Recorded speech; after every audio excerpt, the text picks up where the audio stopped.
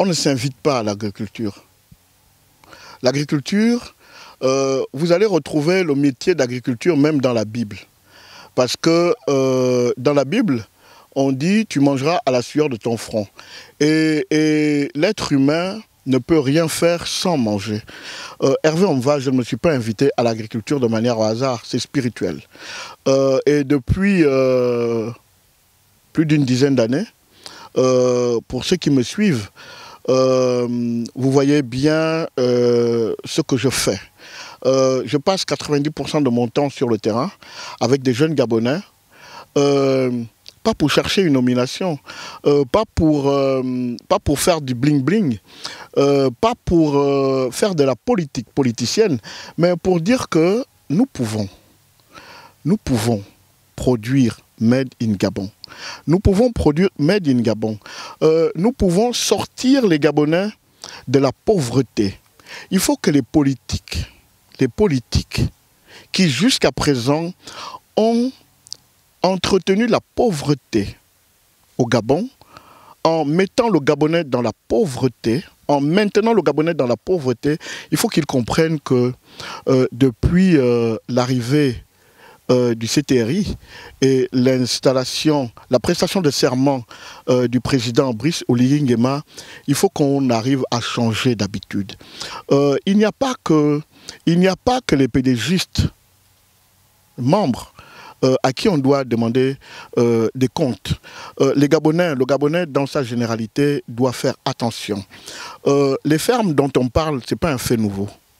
Il suffit d'aller sur Google. Moi qui vous parle, il y a quelques années, j'ai été menacé pour avoir, justement, au cours d'une interview avec certains de vos collègues, pour avoir critiqué ce projet que je ne trouvais pas sérieux. Pourquoi? Parce que c'était encore des milliards de plus qu'on était en train d'investir dans le secteur agricole et qui, malheureusement, ne donnent rien du tout. Or, il y a des Gabonais qui font un excellent boulot. On devrait investir sur l'être humain, sur le Gabonais, au lieu d'investir sur des grands projets et qui, à la fin, sont détournés. Pour revenir concrètement sur les fermes, de quoi s'agit-il? En 2010, l'actuel Premier ministre était ministre de l'Agriculture. C'est lui qui va conduire le projet sur les 6 fermes agricoles qui devaient être construites par Mori Investissement. La question se pose. En 2013, toujours en regardant les médias, vous allez vous rendre compte que l'ancien président de la République, Ali Bongo Ondimba, va visiter l'une de ces fermes, notamment celle de Ntoum, que je connais parfaitement depuis le début, parce que le groupe israélien qui a travaillé là-dessus, j'ai travaillé avec eux sur un autre projet. J'ai été choqué de découvrir cette ferme-là en 2019. Elle n'avait jamais été fonctionnelle. Les moulins n'avaient jamais fonctionné. La pisciculture qui était à l'intérieur, les installations piscicoles qui sont à l'intérieur n'avaient jamais fonctionné. Les porcheries, tout ce qui est à l'intérieur n'avait jamais fonctionné. J'ai eu mal au cœur. J'ai eu mal au cœur. Et j'ai accompagné la Sotrader Graine en tant que conseil dans la valorisation de cet espace. Mais la Sotrader Graine n'a malheureusement pas fait fonctionner les moulins. Par contre, ils ont construit un abattoir, d'ailleurs le seul abattoir à poulet qui existe au Gabon de ce type-là, un abattoir moderne. Aujourd'hui, le Premier ministre a visité cette ferme, c'est bien, mais elle représente 100 hectares. On me dira bien, on va me dire qu'il faut bien un début. Oui, mais au Gabon, le ministère de l'Agriculture a l'un des plus puissants fonciers.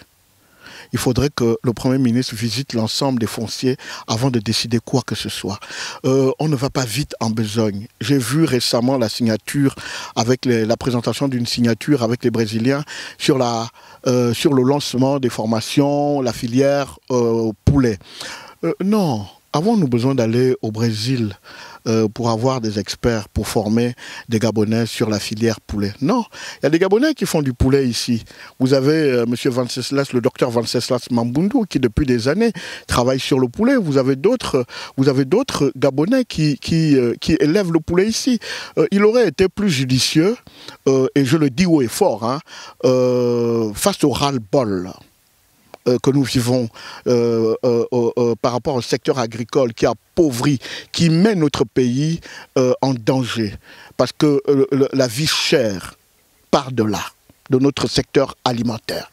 Vous avez des éleveurs gabonais qui font dans la poule pondeuse, dans les poulets pondeuses. Il aurait été intéressant de réunir d'abord ces Gabonais-là autour d'une table pour dire que, voilà, le Gabon importe en moyenne 120 milliards de poulets de découpes par an. Le marché de l'œuf au Gabon représente dans les 24 milliards par an. Vous qui êtes dans le secteur, qu'est-ce qui vous empêche de prendre le marché? Comment nous pouvons revitaliser ce marché? Comment ce marché peut être source de création d'emplois face au chômage que nous vivons? Comment la filière avicole peut être une source de diversification de notre économie? Vous qui la vivez au quotidien, dites-nous un peu. Pendant 2 jours, 3 jours, les Gabonais se réunissent, ils donneront des pistes de solutions, sinon des solutions, et ces solutions seront prises en compte par le gouvernement. Et à ce moment-là, le gouvernement, via des institutions comme la CDC, vont renforcer les capacités économiques de ces Gabonais pour en faire des champions. Il faut que le Gabon doit créer ces milliardaires. Mais c'est par là qu'on crée des milliardaires. Sauf si maintenant, les politiciens veulent toujours continuer à faire ce qu'ils ont commencé, ce qu'ils font depuis plus de 50 ans. Or, avec l'arrivée au pouvoir du président Brice Clotaire Oligui Nguema et le soutien du CTRI, pour nous, nous pensons que cette page est tournée. Comment un jeune Gabonais se retrouve en train d'être volé dans sa propre chambre? On lui prend un ordinateur, son outil de travail, on vole ses téléphones. Une semaine après, il rachète un nouveau matériel et en pleine journée à Libreville, il se fait braquer. On lui récupère ce qu'il a comme outil de travail. Mais quel est le message que ces gens-là font passer à ce jeune-là qui, quelques semaines avant, a ouvert un dossier pour édifier les Gabonais sur les raisons réelles qui ont poussé ces fermes à se fermer?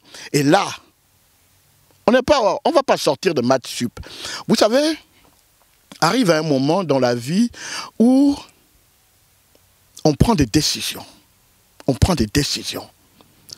Que ceux qui sont derrière ce genre d'actes retiennent qu'ils ne sont pas à l'abri. Nous connaissons qui fait ça. Nous connaissons quels sont les moyens d'opération.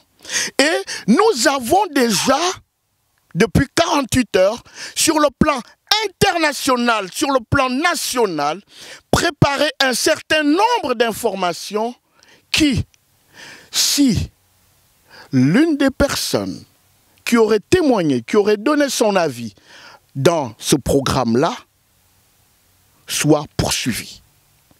Le Gabon est signataire de plusieurs accords. Nous n'allons plus nous laisser faire. Le CTRI et le président Brice Clotaire Oligui Nguema ont tué la peur. Ils nous ont libérés. C'est pour ça que le Gabonais appelle le coup de libération. Maintenant, s'il y a certains qui jouissent de leurs fonctions pour effrayer, pour continuer à maintenir, pour faire passer un message de peur, pour maintenir le Gabon dans la misère, mais qu'ils sachent que demain sera difficile pour eux, parce que tout est connu. Je vous donne un autre exemple. Le président Brice Clotaire Oligui Nguema libère 1000 Gabonais.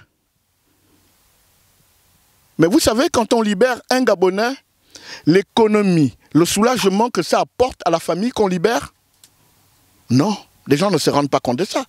Et derrière, tout d'un coup, comme par hasard, il y a des petits braquages, il y a des assassinats. Et qu'est-ce qu'on dit? Ah oui, mais vous voyez, il a libéré 1000 personnes. Mais ce sont eux qui sont en train de faire le saccage Est-ce que c'est la première fois qu'on libère les prisonniers au Gabon?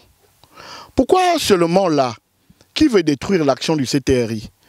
Qui veut nuire à l'image du président Brice Clotaire Nguema? Nous savons. Il y a des gens qui suivent.